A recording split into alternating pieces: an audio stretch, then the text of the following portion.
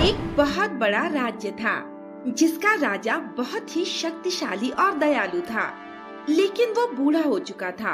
उसकी 7 रानियां और एक बेटी थी जो बहुत ही सुंदर और होशियार थी, लेकिन उसकी शादी नहीं हो रही थी, जिस वजह से राजा बहुत ही चिंतित रहता था। मेरी बेटी अब जवान हो गई है, उसके अलावा मेरी कोई संतान भी नहीं है।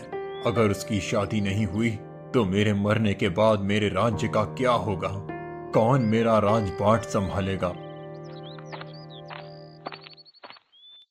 महाराज, आज रूपवती ने एक और लड़के को भगा दिया। हम हार गए हैं अपनी पुत्री को समझाते समझाते। अगर उसने विवाह नहीं किया और इस राज्य को नया राजा नहीं मिला तो हमारी मृत्यु के पश्चात हमारा राज्य असुरक्षित हो जाएगा और हमारे पड़ोसी राज्य के राजा हमारे राज्य पर आक्रमण कर देंगे, और हम नहीं चाहते कि ऐसा हो।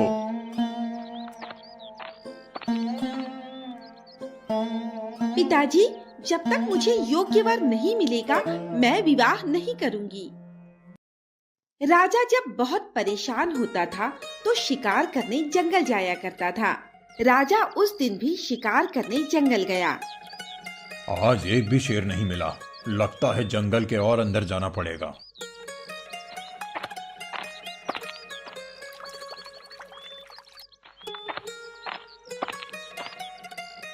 इस घने और खतरनाक जंगल में ये सुंदर कन्या क्या कर रही है?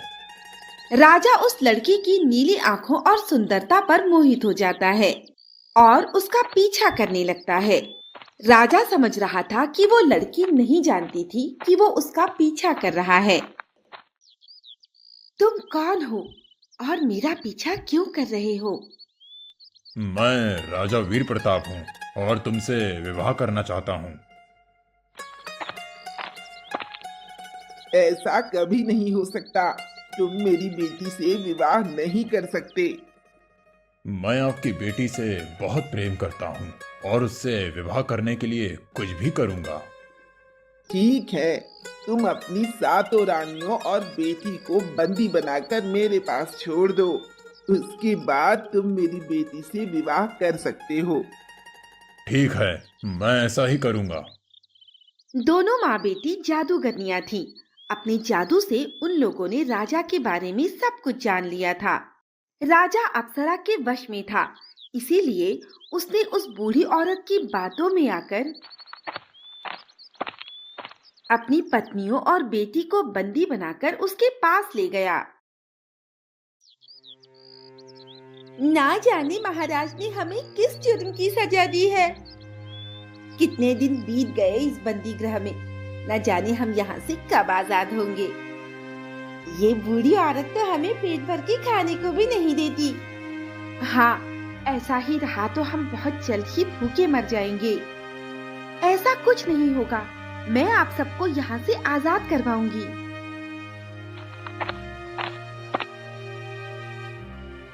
तुम सब यहाँ से कभी आजाद नहीं हो सकती। ये लो, आधी रोटी खाओ।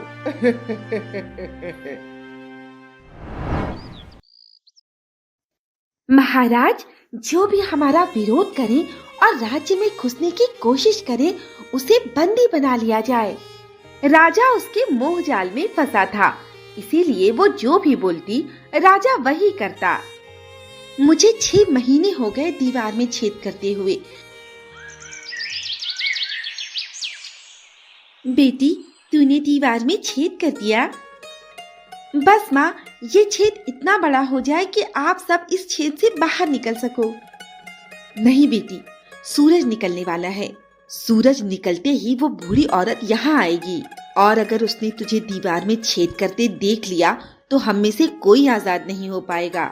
तू हम सब में सबसे दुबली है, इसीलिए तू सिर्फ इतना बड़ा छेद कर कि तू बाहर निकल सके। उसके बाद तू मदद लेकर आना और हमें भी आजाद कराना। ठीक है माँ। अब मैं क्या करूं? किससे मदद मांगूं? मुझे तो राजमहल तक जाने का रास्ता भी नहीं पता। रूपवती भागते भागते दूसरे राज्य पहुंच जाती है, जहां उसकी मुलाकात वहां के राजकुमार से होती है। मैं राजीव, और तुम कौन हो और यहाँ क्या कर रही हो? मैं 7 रानियों की एक बेटी राजकुमारी रूपवती हूँ। मेरी सभी माँओं को एक बूढ़ी औरत ने बंदी बना लिया है। मैं उन्हें आजाद कराने के लिए मदद मांगने आई हूँ। क्या तुम मेरी मदद करोगे? मैं एक शर्त पर तुम्हारी मदद करूंगा। तुम्हें मुझसे विवाह करना होगा।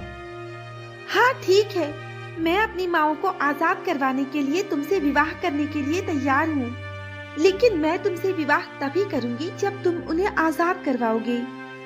ठीक है, मुझे उस बूढ़ी औरत के पास ले चलो।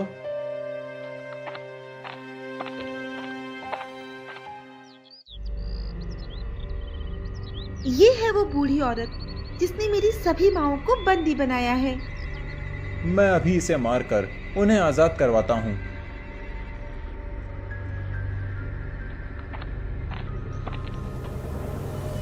तू कौन है और तू क्या चाहता है?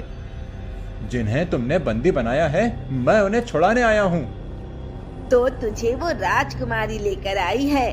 अब तू भी उन सब की तरह मेरे पास कैद रहेगा। ये सब देखकर रूपवती बहुत ज्यादा डर गई और एक बार फिर से भागकर जंगल से बाहर निकल गई।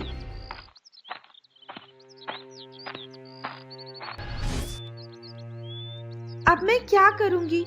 उस बूढ़ी औरत से छूटी तो इन सैनिकों ने मुझे पकड़ लिया। मेरी वजह से वो राजकुमार भी उसकी कैद में है। वो सैनिक उसी राज्य के थे जो उसे उसके पिता के सामने ले जाते हैं। महाराज, ये लड़की हमारे राज्य की सीमा में घुसने की कोशिश कर रही थी। हम इसे बंदी बनाकर आपके सामने लाए हैं। इस लड़की को कैद खाने में डाल दो। पिताजी, मैं रूपवती, मैं आपकी बेटी हूँ। आपने मुझे पहचाना नहीं?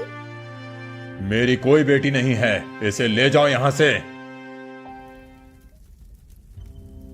तुम्हारे पिता उस बूढ़ी औरत के वश में है, जिसकी कैद में तुम और तुम्हारी सभी माएं हैं। जब तक उसका जादू नहीं टूटेगा, तुम्हारे पिताजी किसी को नहीं पहचानेंगे।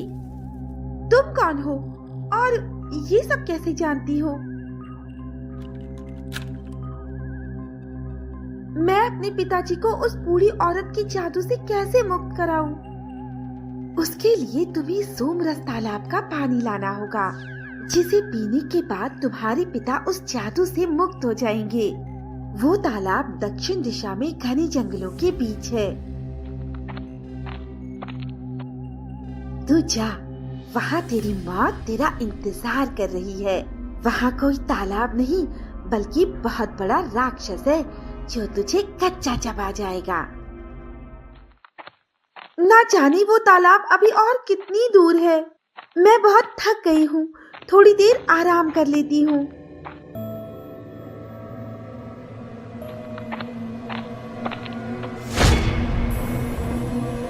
मुझे छोड़ दो, मुझे छोड़ दो। मैंने तुम्हारा क्या बिगाड़ा है? ये तो मुझे पकाकर खा जाएगा।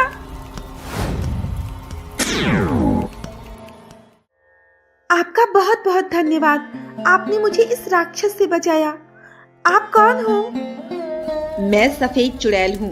तुम यहाँ क्या कर रही हो? रूपवती उसे सारी बात बताती है। मैं समझ गई, ये उस काली चुड़ैल का काम है। वो लोगों को अपने वश में करके उनसे मनचाहा काम करवाती है। उसने तुम्हारे पिताजी को भी अपने वश में किया हुआ है, जिसमें उसका साथ उसकी माँ दे रही है। तुम मुझे अपने साथ ले चलो, मैं तुम्हारे पिताजी को उसके वशीकरण से मुक्त करवाऊंगी। तुमने मुझसे जो लाने को कहा था, वो मैं ले आई हूँ। ये जिंदा वापस कैसे आ गई? मैंने तो उसे उस राक्षस के पास भेजा था, और ये अपने साथ क्या लाई है? वो राक्षस इसे नहीं मार सका? कोई बात नहीं, इसे अब मैं मारूंगी। ये एक औरत है, मैं इसे अपने वश में नहीं कर सकती, इसीलिए इसे मारना होगा। अगर मेरी माँ की कैद में रहती तो अपनी माँ की तरह जिंदा रहती।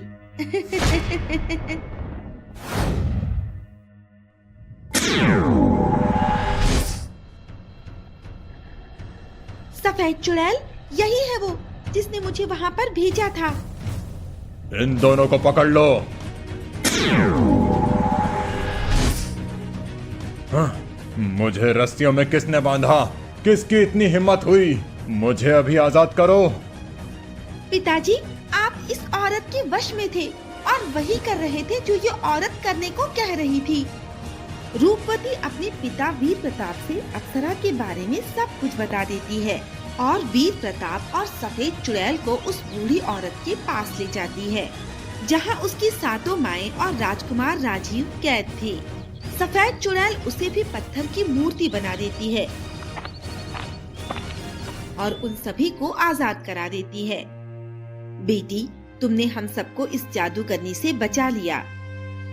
बेटी, अगर तुम नहीं होती तो हमारे राज्य का क्या होता? तुम 7 माओं की एक बहादुर बेटी हो। अपने वचन के अनुसार राजकुमारी रूपवती राजकुमार राजीव से विवाह कर लेती है। इस प्रकार वीर प्रताप चिंता मुक्त हो जाते हैं।